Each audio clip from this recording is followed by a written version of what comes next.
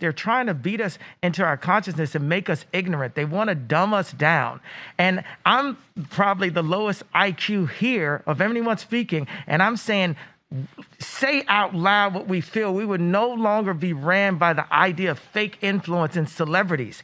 I'm going to interrupt you. No, hold on, Alex, don't interrupt me. I denounce every celebrity. I denounce every celebrity I ever stood next to.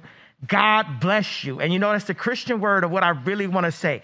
Every fake gangster, so-called killer, any basketball player, any rapper, any actress, any musician, any model, any editor. You can't touch in Jesus' name, baby.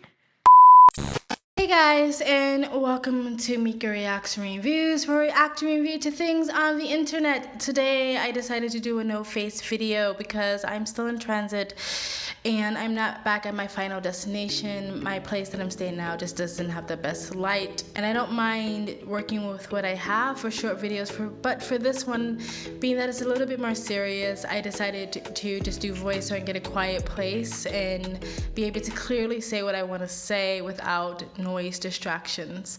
In today's video, we're going to talk about Ye. Again, if you haven't been living under a rock, or maybe you've been living your best life, you've heard about the infamous dumpster fire that is the interview on Alex Jones. First of all, before I continue with this video, I would like to say I denounce anything that is anti-Semitic beliefs, anti-Semitic thoughts, and anti-Semitic language. I denounce all of it.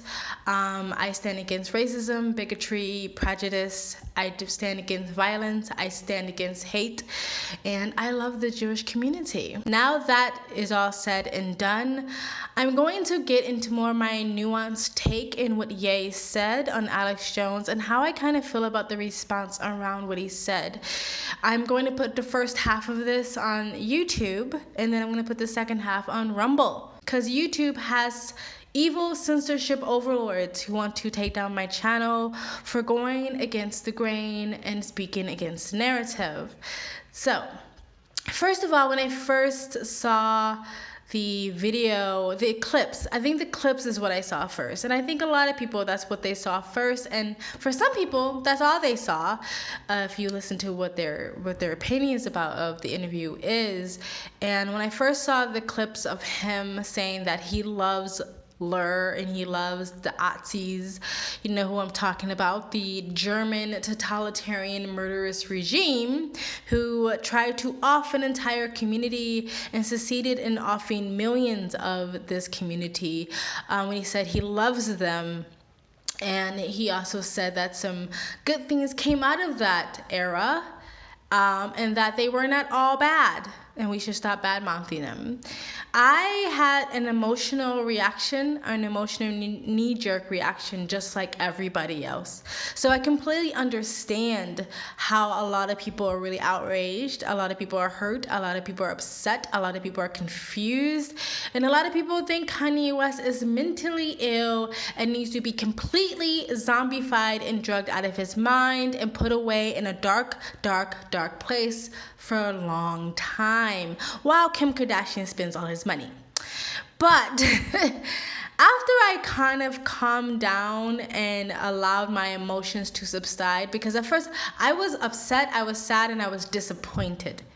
And I felt like Tyra Banks when she was like, "We were rooting for you. We were rooting for you." I have a bad attitude. Maybe I am angry inside. I've been through stuff, so I'm angry. Yes, but this is not be okay. Quiet, But everybody, be quiet. That's what is I'm wrong not with trying you. to, but you're not. Stop it!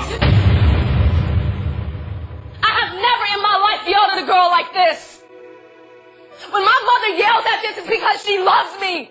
I was rooting for you. We were all rooting for you. How dare you? Learn something from this.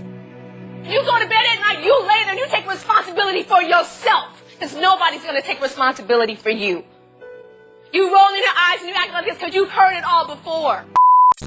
But again, once I let that subside, and I kind of jumped on a couple of live chats on Twitter, which is like my favorite part of Twitter, by the way, that I just kind of realized was there because, you know, Elon took over, so I got back on the app.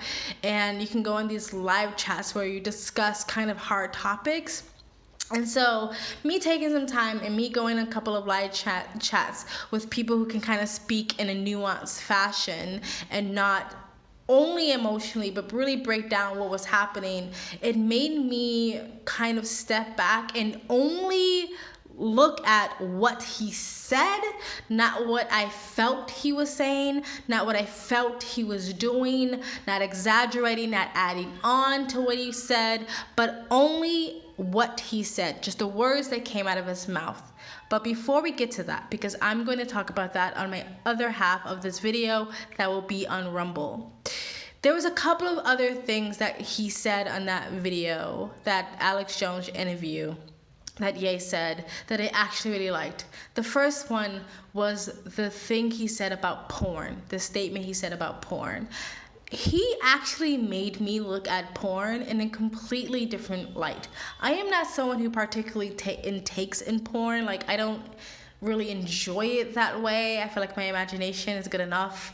But you know, I've never really been completely against porn or sex work or anyone watching it. And I'm not to say that I am against it now. However, Kanye West, Ye, made me look at it as a completely different way, where he said, we sit here and we're completely morally and justifiably so outraged about things like the Balenciaga rabbit hole that looks like they are pro-pedo and pro-child exploitation.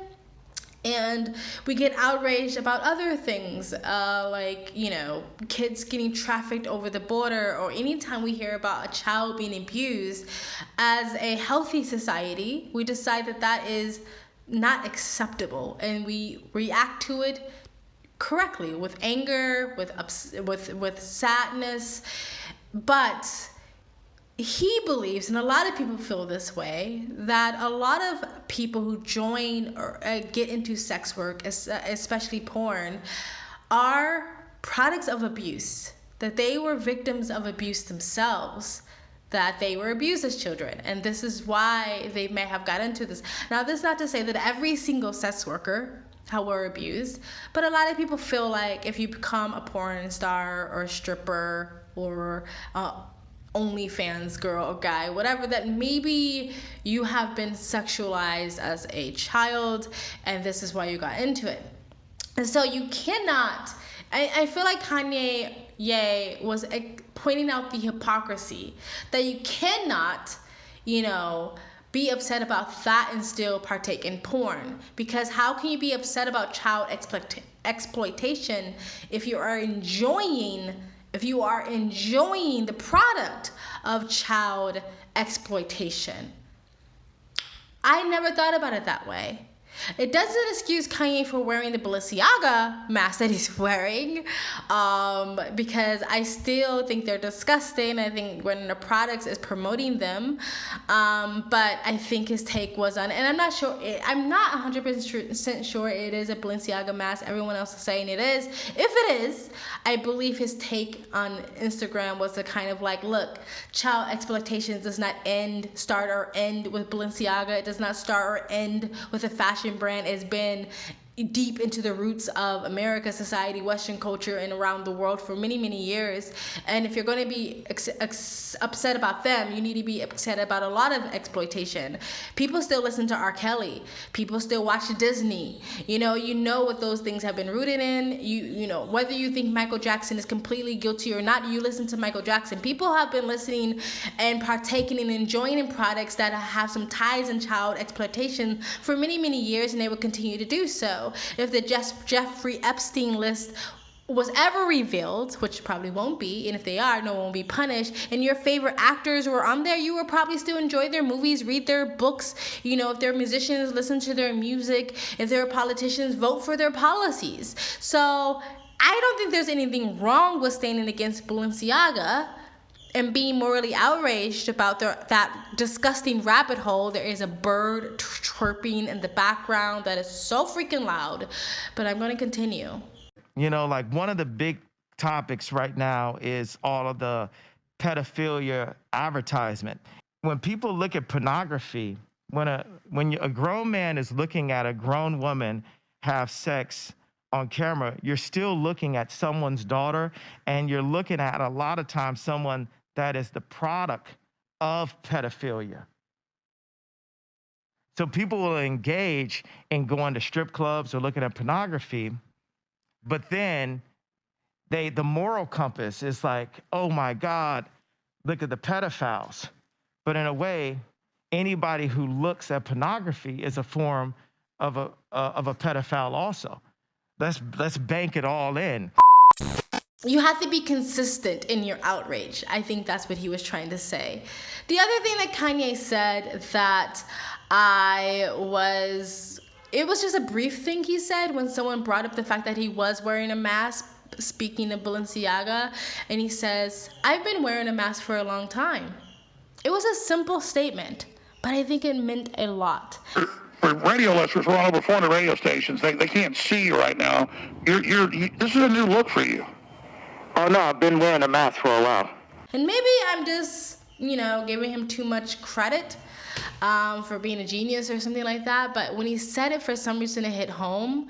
Before I get into me breaking down what Kanye said, what he said, the words he said, not what I think he said or what I feel he said or what I think he meant, I was really disappointed, but I understood the outrage and the emotional outrage, the knee-jerk reaction to a lot of people who deem themselves to be free speech absolutists, and have sat back and seen how the news media takes things like what Trump said and adds to it, or they say it was a dog whistle, or they report how they felt he said, or what he said made them feel, instead of saying what he said.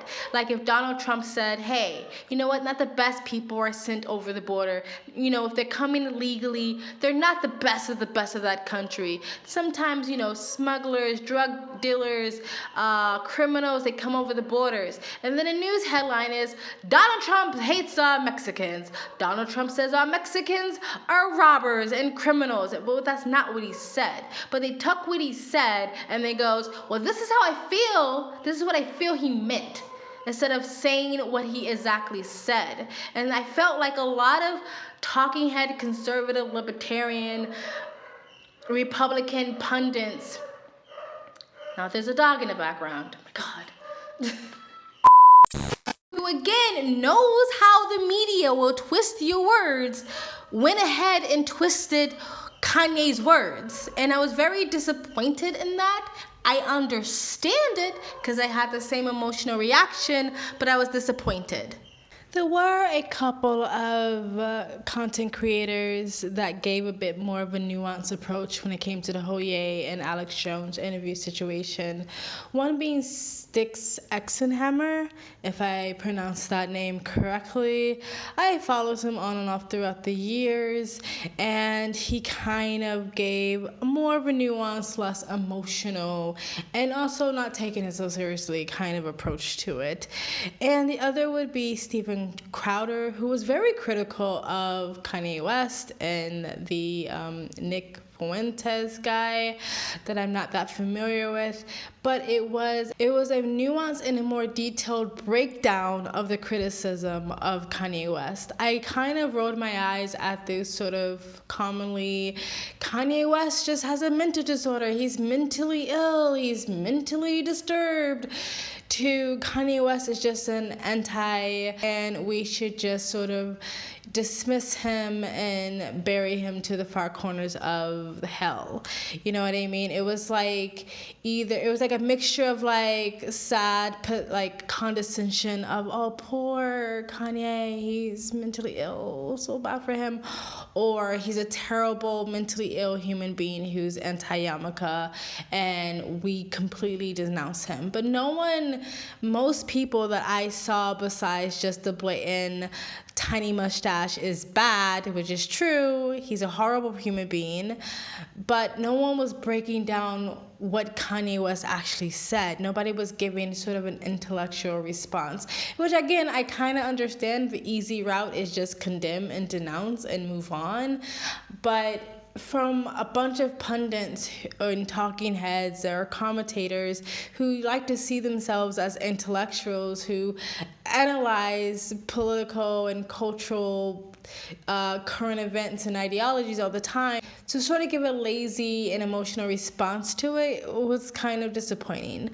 So like I said, thank you for Sticks, X and Hammer. And even though Steven Crowder was justly so critical of Kanye West, I am still appreciative that they took the time to sort of break down why they were critical and why they disagree with Kanye West. And yeah, they appreciated that. Anyway, guys, I'm gonna put the second half on Rumble, so please go in the description down below and hit the link to go watch the second half of this video on Rumble, because I just do not trust YouTube to not take what I'm saying out of context, or for someone to get offended by what I'm saying.